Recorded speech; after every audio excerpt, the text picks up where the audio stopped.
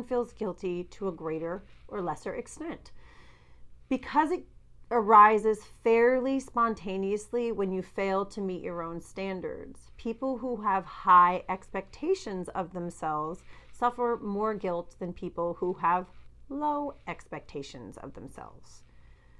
Perfectionists suffer from practically perpetual guilt. Their self-imposed standards are so unrealistically high that they can't possibly maintain them. Instead of lowering the expectations, though, they strain for the gold ring that will always be out of reach. Selfish, self-centered, self-absorbed people, called narcissists, may rarely suffer authentic guilt because, although they may have ridiculously high expectations of others, their standards of their own behavior are often shockingly low.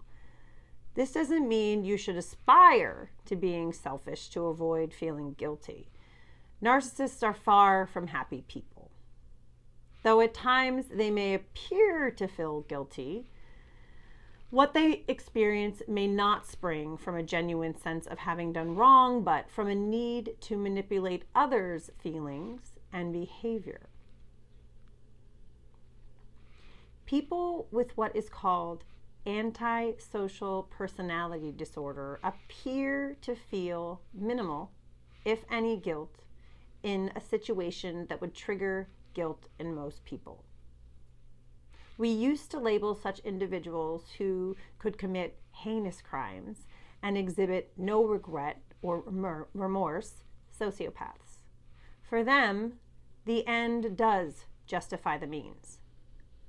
They're fascinating characters in a creepy way when you see them in the movies or on TV, but extraordinarily unsettling and terrifying to be around in real life.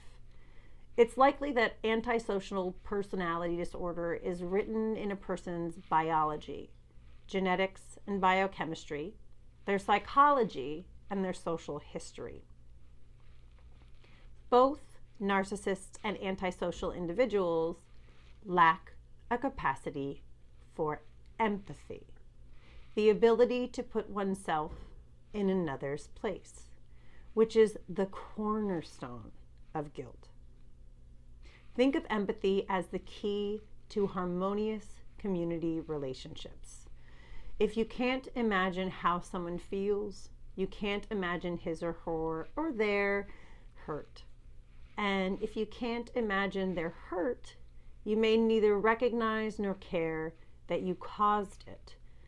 Fortunately, most of us have functioning conscience, and some of us have too much of a good thing.